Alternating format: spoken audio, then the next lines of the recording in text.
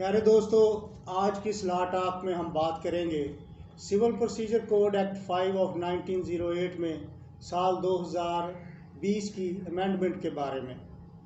साल 2020 में code of civil procedure amendment act 2020 के ज़रिए तरमीम की गई है। तरमीमी एक्ट 2020 को code of civil procedure amendment act 2020 का नाम दिया गया है। इस तरमीमी एक्ट को 18 फरवरी 2020 को सदर मुमलकत की मंजूरी मिली। तरमीमी एक्ट 2020 को एक्ट 7 ऑफ 2020 कहा गया है।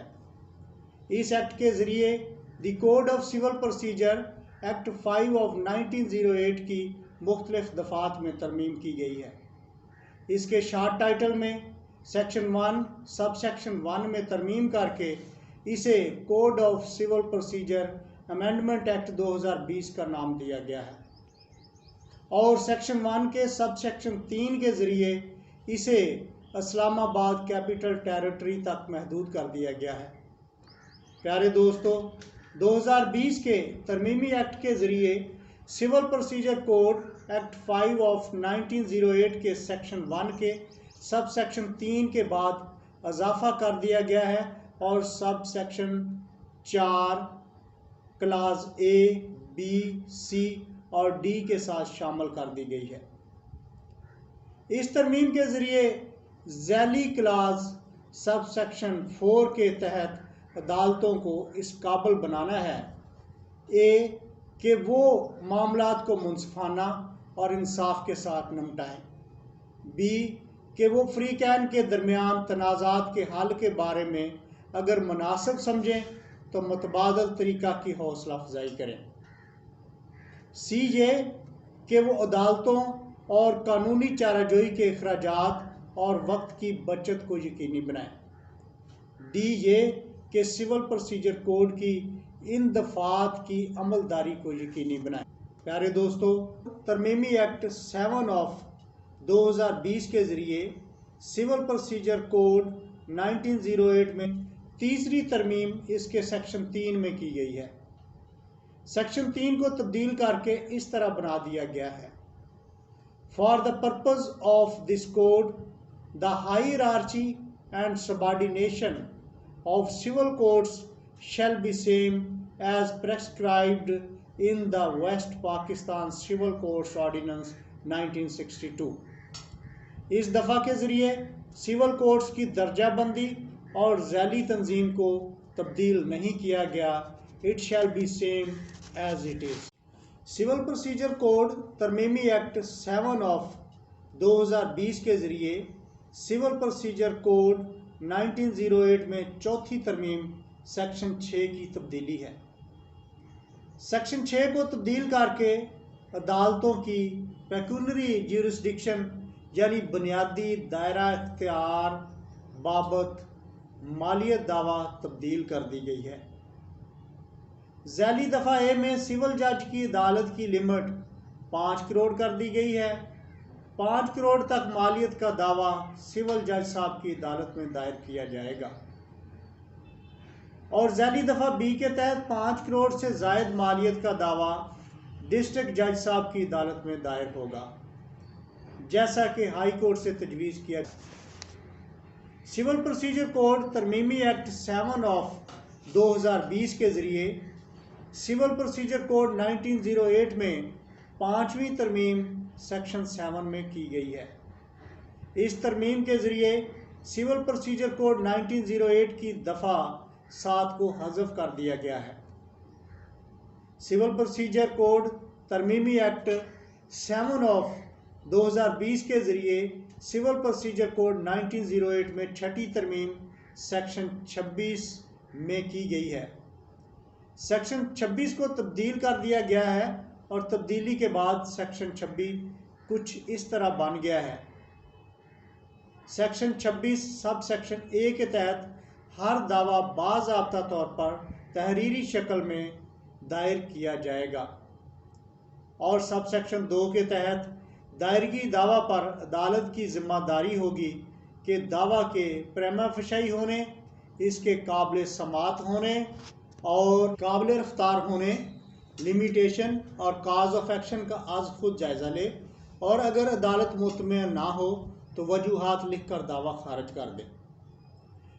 سب سیکشن 3 کے تحت دائرگی دعویٰ کے وقت مدعی مدعا علیہ کی تعداد سے 2 عدد اضافی دعویٰ کی نقول اور لفظ شدہ دستاویزات کی نقول دعویٰ کے ساتھ لفظ کرے تاکہ سمن کے ساتھ نقول مدعا علیہ کو بھجوائی جا سکیں۔ اور سب سیکشن 4 کے تحت عدالت کو پابند کیا گیا ہے کہ وہ دعویٰ کی تمام پروسیڈنگ کا الیکٹرانک ریکارڈ باضابطہ محفوظ بنائے۔ پیارے دوستو، اس ترمیم کے ذریعے سیکشن 26A کا اضافہ کیا گیا ہے۔ سیکشن 26A کے سب سیکشن 1 کے تحت مدعا علیہ کو پابند کیا گیا ہے کہ وہ جواب دعویٰ یا جواب درخواست سمن جاری ہونے کے 30 دن کے اندر اندر جمع کروائے۔ اگر مدعا علیہ مقررہ پیشی پر جواب درخواست یا جواب دعویٰ جمع کروانے میں کسی وجہ سے ناکام رہے تو عدالت مدعا علیہ کو 15 دن کی مزید مہلت جرمانہ یا کاسٹ کے ساتھ دے سکتی ہے، اور اگر کاسٹ کے ساتھ پہلی مہلت پر جواب دعویٰ یا جواب درخواست داخل نہ کرایا جائے تو عدالت مدعا علیہ کو فائنل لاسٹ اپرچونٹی کے طور پر کاسٹ اور جرمانہ کے ساتھ 15 دن کی مزید مہلت دے گی۔ فائنل اینڈ لاسٹ موقع کے بعد مدعا علیہ کا جواب درخواست جواب دعویٰ کا حق کلوز کر دیا جائے گا۔ البتہ اگر آخری موقع کے بعد بھی مدعا علیہ کو جواب دعویٰ یا جواب درخواست دینے کے لیے مزید مہلت درکار ہو تو وہ بذریعہ تحریری درخواست بیان حلفی لفظ کر کے عدالت سے مہلت کی استدعا کر سکتا ہے، اور اس کی مجبوری پر اگر عدالت مطمئن ہو جائے تو مزید مہلت کی تحریری درخواست منظور کر سکتی ہے، اور عدالت درخواست منظور کرتے ہوئے منظوری درخواست کی وجوہات بھی تحریر کرے گی۔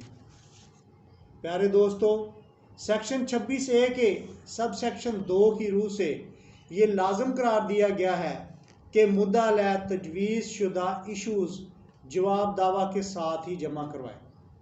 اگر مدعا علیہ تجویز شدہ ایشوز عدالت میں جمع نہ کروائے تو اسے عدالت کی طرف سے جرمانہ کے ساتھ 7 دن کی مہلت دی جائے۔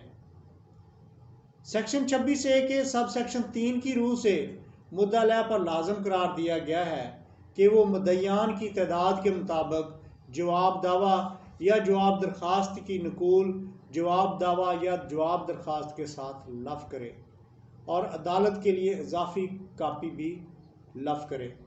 پیارے دوستو، اس ترمیم کے ذریعے مزید سیکشن 26B کا اضافہ کیا گیا ہے۔ سیکشن 26B کی روح سے مدعی پر لازم قرار دیا گیا ہے کہ وہ تجویز شدہ ایشوز جواب درخواست یا جواب دعویٰ داخل ہونے کی تاریخ سے 7 دن کے اندر اندر جمع کروائے، اور اگر ایسا نہ ہو تو عدالت مدعی کو جرمانہ یا کاسٹ کے ساتھ مزید 7 دن کی مہلت دے سکتی ہے۔ اسی طرح سیکشن 26C کا اضافہ کیا گیا ہے۔ سیکشن 26C کے سب سیکشن 1 کی روح سے عدالت کو پابند کیا گیا ہے کہ دائرگی دعویٰ کے 90 دن کے اندر اندر ایشو فریم کرے۔ سب سیکشن 2 کی روح سے سب سیکشن 1 کے تحت عدالت فریقین کو سنے بغیر بھی ایشو فریم کر سکتی ہے۔ سب سیکشن 3 کی روح سے اگر فریقین کو سنے بغیر ایشو فریم ہوئے ہوں تو ایشو میں ترمیم کے لیے فریقین کو موقع دیا جائے گا، اور وہ درخواست برائے ترمیم ایشو فریم ہونے کے 7 دن کے اندر اندر دے سکتی ہے، اور عدالت کو پابند کیا گیا ہے کہ وہ 15 دن کے اندر اندر اس درخواست کا فیصلہ کرے۔ سب سیکشن 4 کی روح سے ایشو فریم ہونے کے بعد عدالت فریقین کو فرست گواہان جمع کروانے کے لیے 15 دن کی مہلت دے گی۔ سب سیکشن 5 کی روح سے اگر فریقین فرست گواہان جمع کروانے میں 15 دن کے اندر اندر ناکام رہتے ہیں تو عدالت جرمانہ یا کاسٹ کے ساتھ مزید 15 دن کی مہلت دے سکتی ہے۔ سب سیکشن 6 کی روح سے فرست گواہان جمع ہونے کے فوری بعد عدالت بذریعہ کمیشن حسب ضابطہ شہادت ریکارڈ کرنے کا حکم دے سکتی ہے۔ سب سیکشن 7 کی روح سے سیکشن 26C سب سیکشن 6 کے تحت عدالت کمیشن مقرر کرے گی جو بار کے منظور شدہ وکلاء یا ریٹائرڈ ججز پر مشتمل ہوگا، اور کمیشن کی فیس بھی مقرر کرے گی جو شرط شرائط کے تحت ہوگی۔ سب سیکشن 8 کی روح سے فریقین اپنے اپنے گواہان کا بیان بطور بیان حلفی کمیشن کو جمع کروائیں گے جو بوقت شہادت ایگزامینیشن چیف تصور کیا جائے گا۔ سب سیکشن 9 کی روح سے شہادت کے وقت داخل کیے گئے شہادتی بیان حلفی پر کراس ایگزامینیشن یعنی جرح ہوگی، اور اس شہادتی بیان حلفی کو ری ایگزامینیشن بھی کیا جا سکے گا۔ سب سیکشن 10 کی روح سے کمیشن شہادت ریکارڈ کرتے وقت تحریری، زبانی اور ویڈیو شہادت بھی ریکارڈ کر سکے گی۔ سب سیکشن 11 کی روح سے سب سیکشن 6 کے تحت حکم ہونے کے بعد کمیشن 90 دن کے اندر اندر شہادت اور رپورٹ ہائے بابت مکمل تحریری، زبانی ویڈیوز ریکارڈ کر کے سب سیکشن 10 کے تحت عدالت کو جمع کروائے گی۔ سب سیکشن 12 کی روح سے ہائی کورٹ کو پابند کیا گیا ہے وہ کمیشن کے ذریعے شہادت ریکارڈ کیے جانے پر رولز بنائے تاکہ کمیشن کو شہادت ریکارڈ کرنے کے بارے میں اختیارات سے متعلق ضابطہ کار دیا جا سکے۔ پیارے دوستو، ترمیمی ایکٹ 7 آف 2020 کے ذریعے سول پروسیجر کوڈ کو 1908 میں سیکشن 26D کا بھی اضافہ کیا گیا ہے، جس کی روح سے عدالت کو پابند بنایا گیا ہے کہ وہ فریقین کی شہادت مکمل ہونے کے بعد فائنل آرگومنٹ اور بحث اخیر پر مقدمہ کو لگا دے جس کی مہلت 15 دن سے زیادہ نہ ہو، اور عدالت فریقین کو تحریری بحث جمع کرانے کا حکم بھی دے سکتی ہے۔ ترمیمی ایکٹ 7 آف 2020 کے ذریعے سول پروسیجر کوڈ 1908 میں 7ویں ترمیم سیکشن 27 میں کی گئی ہے۔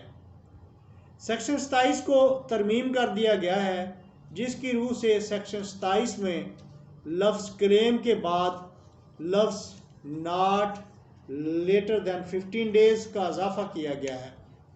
اسی طرح سیکشن 27 کے بعد اضافی سیکشن 27A کا اضافہ کیا گیا ہے۔ سیکشن 27A کی روح سے پروسیس آف سمن کو بتایا گیا ہے۔ سیکشن 27A کے سب سیکشن 1 کی روح سے مدعی کے خرچہ پر مدعا علیہ کو عدالتی حکم سے فوری طور پر سمن بھیجے جائیں گے، اور سمن کو بیک وقت ارجنٹ میل سروس پاکستان یا کسی دیگر تیز ترین کوریئر سروس کے ذریعے بھیجا جا سکتا ہے، اور اس کے ساتھ اکنالجمنٹ رسید لفظ کی جائے گی۔ سب سیکشن 2 کی روح سے اکنالجمنٹ رسید پر مدعا علیہ کے دستخط یا نشان انگوٹھا لیا جائے گا، اور رجسٹرڈ کوریئر سروس کی رسید بھی حاصل کر کے فائل کا حصہ بنائی جائے گی۔ اگر مدعا علیہ سمن وصول کرنے سے انکار کرے تو پوسٹل سروس کا ملازم اس بات کو تحریر کر کے لائے گا کہ مدعا علیہ نے وصول کرنے سے انکار کر دیا ہے، اور اسے شہادت کا درجہ حاصل ہوگا۔ سب سیکشن 3 کے کلاز A کے تحت عدالت فوری طور پر سمن کی کاپی مدعا علیہ کے گھر کے نمایاں نظر آنے والے حصہ پر چسپاں کرائے گی جہاں مدعا علیہ نے آخری دفعہ رہائش اختیار کی ہو یا جہاں مدعا علیہ آخری دفعہ کاروبار کرتا ہو۔ سب سیکشن 3 کے کلاس B کی روح سے کسی بھی الیکٹرانک ڈیوائس مثلا موبائل، ٹیلی فون، ٹیلی gram phonogram, telex, fax, radio یا ٹیلی ویژن کے ذریعے مدعا علیہ کو اطلاع دی جا سکتی ہے۔ سب سیکشن 3 کے کلاس سی کی روح سے مدعا علیہ کو اطلاع ارجنٹ میل سروس یا پبلک کوریئر سروس کے ذریعے بھی کرائی جا سکتی ہے۔ سب سیکشن 3 کے کلاس ڈی کی روح سے مدعا علیہ کو اطلاع اس کے رہائشی علاقہ میں ڈھول بجا کر بھی کرائی جا سکتی ہے۔ سب سیکشن 3 کے کلاس ای کی روح سے مدعا علیہ کو اطلاع مساجد میں یا کمیونٹی سینٹر میں اعلانات کروا کر کرائی جا سکتی ہے۔ سب سیکشن 3 کے کلاس ایف کی روح سے اخبارات میں اشتہار چھپوا کر بھی مدعا علیہ کو اطلاع کرائی جا سکتی ہے۔ سب سیکشن 3 کے کلاس جی کی روح سے دیگر کوئی بھی ذریعہ جو عدالت مناسب سمجھے مدعا علیہ کو اطلاع دینے کے لیے استعمال کر سکتی ہے۔ عدالت کو یہ اختیار حاصل ہے کہ وہ ان تمام ذرائع ابلاغ کا با یک وقت استعمال کرے۔ سب سیکشن 4 کی روح سے عدالت کو اختیار حاصل ہے کہ اگر مدعا علیہ حاضر نہ ہو تو سب سیکشن 3 میں دیے گئے تمام ذرائع ابلاغ کا 7 دن کے اندر اندر دوبارہ استعمال کرنے کا حکم صادر کرے۔ سب سیکشن 5 کی روح سے پروسیس سرور یا بیلف کی لوکیشن بذریعہ الیکٹرانک ڈیوائس چیک کی جا سکتی ہے کہ آیا سروس صحیح طور پر مہیا کی گئی ہے یا نہیں۔ اور اسی طرح اگر کوئی شخص سمن وصول کرنے سے انکار کرے یا سمن اس کے کسی رشتہ دار کے ذریعے وصول کیے گئے ہوں تو اس کا ریکارڈ رکھنے کے لیے پروسیس سرور اس کی تصویر بنا کر لائے گا اور اس تصویر کو فائل کا حصہ بنایا جائے گا۔ سول پروسیجر ترمیمی ایکٹ 2020 کے ذریعے 8ویں ترمیم سی پی سی کے سیکشن 33 میں کی گئی ہے، جس کی روح سے سیکشن 33 میں جہاں لفظ ججمنٹ استعمال ہوا ہے اس کے بعد word with in 90 days of the final hearing کا اضافہ کر دیا گیا ہے، یعنی آخری سماعت کے 90 دن کے اندر اندر فیصلہ کیا جائے۔ پیارے دوستو، 9ویں ترمیم سیکشن 75 میں کی گئی ہے۔ سیکشن 75 میں سیکشن 75A کا اضافہ کر دیا گیا ہے۔ سیکشن 75A اسپاٹ چیک کے بارے میں ہے۔ اس سیکشن 75A کی روح سے عدالت اپنی مرضی سے یا فریقین میں سے کسی ایک کی درخواست پر موقع ملاحظہ کرا سکتی ہے۔ دعویٰ کی سماعت کے دوران کسی وقت بھی موقع ملاحظہ کیا جا سکتا ہے۔ حکم موقع ملاحظہ کے ذریعے کسی حد براری یا تعمیرات کی جگہ یا دستاویزات کا ملاحظہ کرایا جا سکتا ہے۔ عدالت موقع ملاحظہ از خود یا بذریعہ کمیشن کرا سکتی ہے۔ عدالت کسی بھی شخص کو شہادت کے لیے طلب کر سکتی ہے۔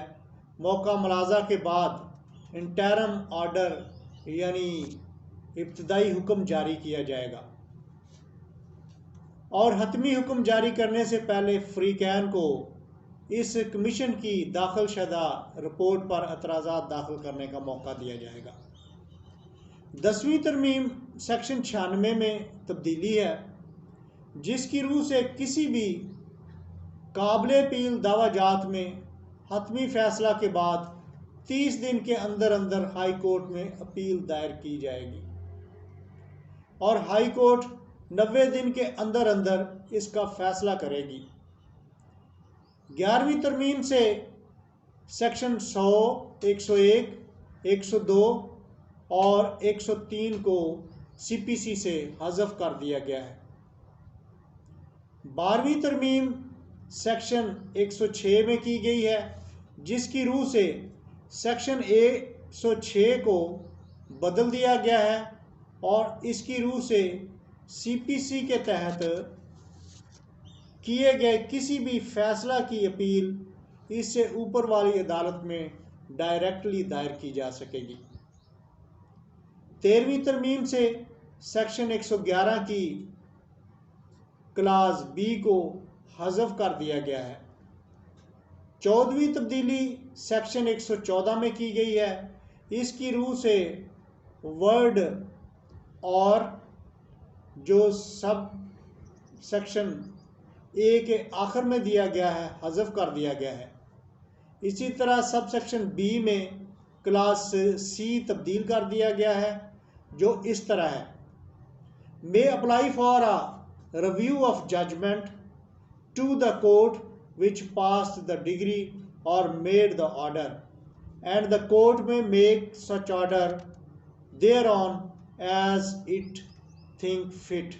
یعنی جس عدالت نے حکم یا ڈگری پاس کیا ہو اسی عدالت میں نظر ثانی یعنی ریویو دائر کی جا سکے گی۔ 15ویں تبدیلی section 115 of civil procedure code 1908 میں کی گئی ہے۔ سیکشن 15 ریویژن کے بارے میں ہے۔ کوئی بھی فریق جو سیکشن 104 کے تحت جاری اپیل کا حکم جو ڈسٹرکٹ جج یا ایڈیشنل ڈسٹرکٹ جج نے کسی سول جج یا سینئر سول جج کے حکم کے خلاف دیا ہو تو اس کے خلاف 30 دن کے اندر اندر ہائی کورٹ میں ریویژن یا نگرانی دائر کی جا سکے گی۔ 16ویں تبدیلی سیکشن 128 میں کی گئی ہے۔ سیکشن 128 کے سب سیکشن 2 کے بعد سب سیکشن 3 کا اضافہ کر دیا گیا ہے۔ سب سیکشن 3 کے مطابق ہائی کورٹ کیس مینجمنٹ اور شیڈول کے بارے میں رولز بنائے گی جو وقت کے ساتھ ساتھ قابل عمل ہوں گے۔ 17ویں تبدیلی سیکشن 141 میں کی گئی ہے جس کی روح سے سیکشن 141 اب اس طرح بن گیا ہے: Proceedings regarding applications for injunction and other miscellaneous applications and issue. Sub section 1 کی روح سے ایسی درخواستیں سی پی سی کے پروسیجر کے تحت ہی سنی جائیں گی۔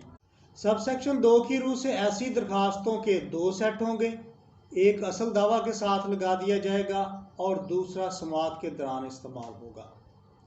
سب سیکشن 3 کی روح سے ایسی درخواستوں کا زیر سماعت عدالت اور اصل دعویٰ کی عدالت دونوں میں باقاعدہ ریکارڈ رکھا جائے گا اور دائری شیٹ میں علیحدہ علیحدہ اندراج ہوگا۔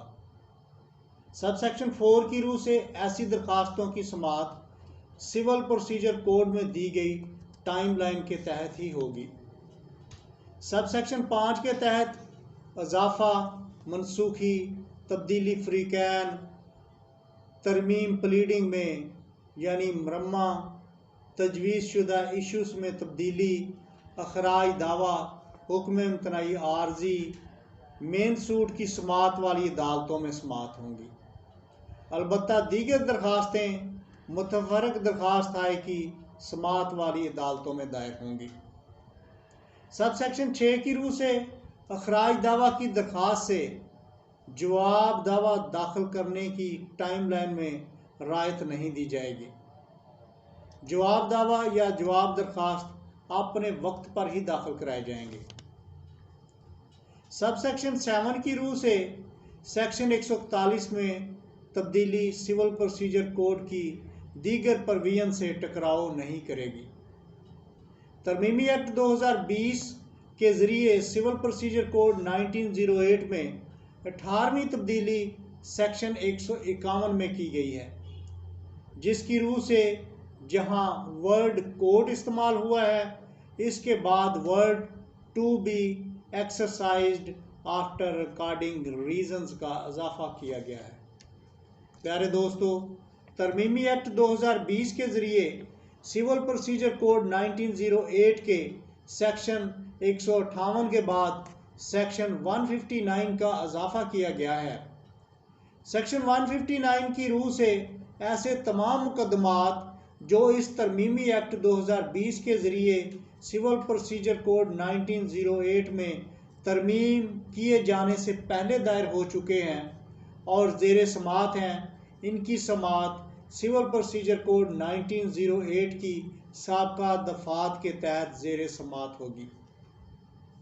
پیارے دوستو، آخر میں ایک خاص بات آپ کی گوش گزار کرنا چاہوں گا کہ اس ویڈیو میں دی گئی تمام ترامیم کا اطلاق صرف اسلام آباد کیپٹل ٹیریٹری کے علاقہ میں موجود سول عدالتوں اور ہائی ارارچی میں ہی ہوگا۔ امید کرتا ہوں کہ میری اس ویڈیو سے آپ نے بہت کچھ سیکھا ہوگا اور استفادہ کیا ہوگا، اور میری یہ ویڈیو آپ کو پسند آئی ہوگی۔ شکریہ۔